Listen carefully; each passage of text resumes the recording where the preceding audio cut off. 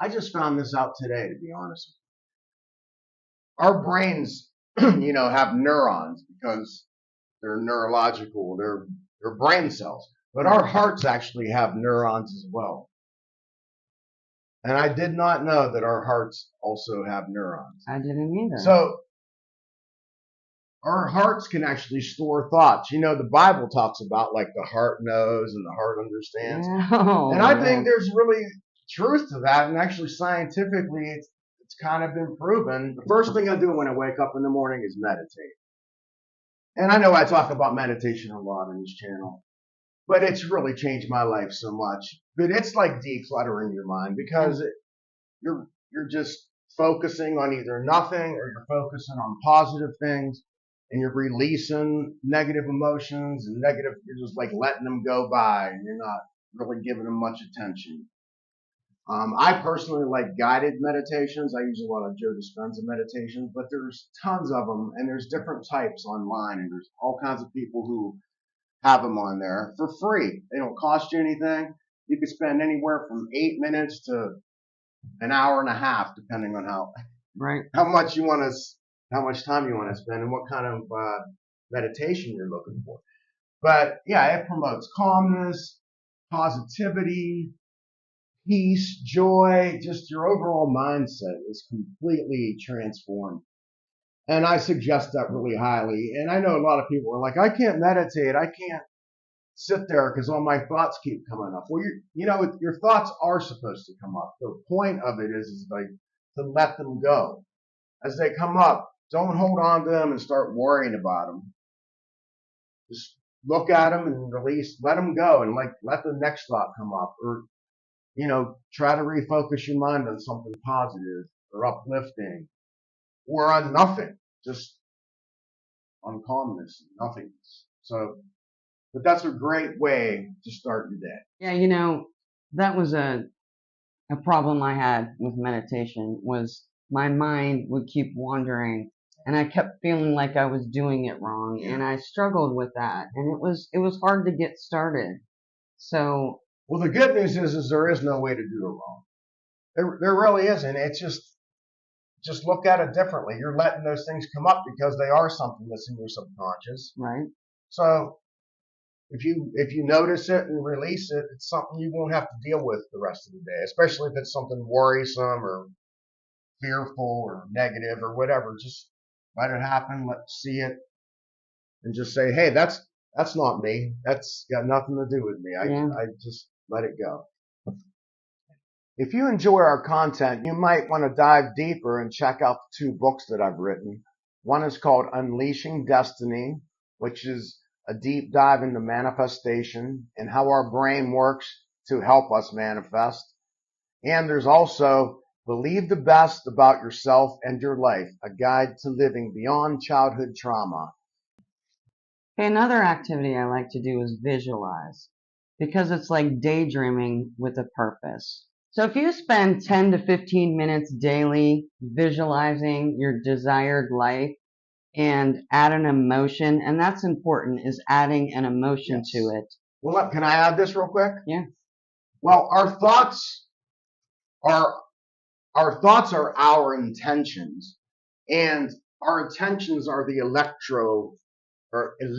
part of our body, and our emotions are the magnetic part of our body. So it takes an electromagnetic force, energy that comes from us that we emit that actually draws the things that we want into our lives. And that's really the basis of quantum physics and the basis of the law of attraction. It's not some pie in the sky thing. It's as we emit electromagnetic radiation, we actually draw things to us, people to us, situations, circumstances, money. If we have the right mindset, we draw what we're thinking about and how we're feeling about those things to us. Okay. Right, and you know what? That's positive and negative. Yes. That's the thing people don't realize. If you're putting negative out there, you're going to be attracting negative right back in, and you're going to keep reliving the same thing over and over. So that's another reason to be mindful of your thoughts. is because you put that energy out there. Whatever you put out there is coming back. Another reason you want to add an emotion to that is because emotions are felt in the heart. And what we're doing is we're bringing the brain and the heart to a coherence. Heart and brain coherence. Thank you. The heart and brain coherence. Yeah, and if you're worrying and you're thinking this is going to happen or my money's not enough or whatever, like you're just going to, if you feel lack, like you're lacking things, you're going to bring more lack into your life. That's just, or fear or worry or negative, just what Michelle just said. That when our hearts and our brains are in coherence, that makes us even more powerful. We actually emit a field of love or fear or whatever kind of energy we're carrying. It goes up to 29 feet or 9 meters, which is about 29 feet, around us. And other people can sense it, and we can sense other people's. That's why sometimes you could just be 10 feet away from somebody and you get like a bad vibe about it or something.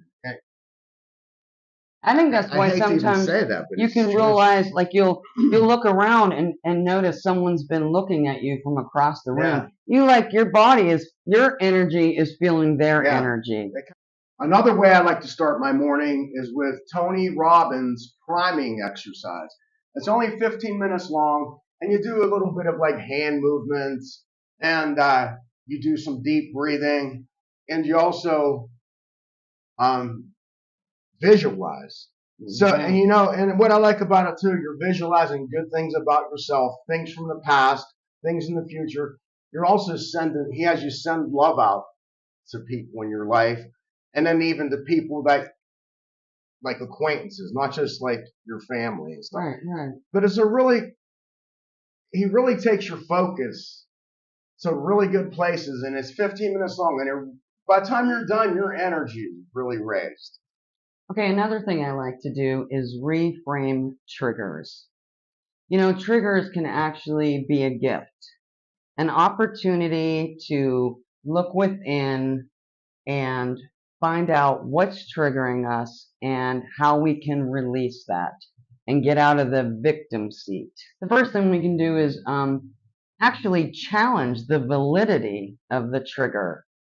Sometimes we get upset about things. It'll trigger us from something that happened in our childhood, which is no longer true, or actually has never been true, but it was a belief that we had about ourselves. So this really gives us the opportunity for growth. Also doing somatic exercises, which once again you can find on YouTube, helps you release those triggers that you build up in your body. The somatic exercises, it does, because you can go to therapy and talk about your problems and get over them mentally, but they could still be unresolved in your heart, and you're storing that in your body. So the somatic exercises are wonderful to release that. And I don't do them every day because they seriously bring up a lot of emotions. And I was doing them every day there, and it can get a little bit overwhelming. Up these emotions, and you just allow yourself to feel it, realize what's going on, so that your body can just release this, and you will be surprised, totally surprised at the difference you feel. The weight has been lifted. And actually what's stored in your body, when we have emotions, just normal emotions create chemicals called neuropeptides. And, in a healthy interaction with somebody, even if you get emotional or upset, they're usually released from your body in 10 minutes or so. But if you had something really bad and traumatic, scary, or just sad happen to you, neuropeptides can be stored in your body for years, decades. And that's what somatic exercises help release, those neuropeptides that were stored up in your body. And they can cause you all kinds of actual physical symptoms of like pain, rashes. A lot of autoimmune diseases and symptoms are caused by stored up neuropeptides from old past traumas. That's true. Yes. So I just thought I'd mention that. And we have a tendency to just pop some pharmaceuticals. Yeah. You know what I mean? That's we go to the doctor and he'll prescribe something. And I'm not saying this is wrong. I'm just saying that this is like a natural way to release that. Yeah. Those and emotions. Kind of once and for all, instead of constantly treating the symptom. Right, there you go. Just treating the symptoms. Finally let it go. Another great way to start your day is to exercise. I know everybody knows this. I don't know how many do it. And I do it most of the time. There are days I miss it, but I exercise pretty much every day. And I really believe it makes a big difference. It lowers stress. It ups your emotions. Once again, it helps endorphins and dopamine and serotonin and all those good things, neurotransmitters that put you in a good mood. That really helps. It increases your energy. It helps you sleep better at night. There's so many reasons to exercise. Being in nature boosts your self-esteem, increases creativity, reduces anxiety and depression. Even just taking a walk, Right. Just moving your body. All right. I hope this encouraged you to wake up and do something constructive in the morning. And we thank you guys so much for watching. We appreciate you. Have a great day.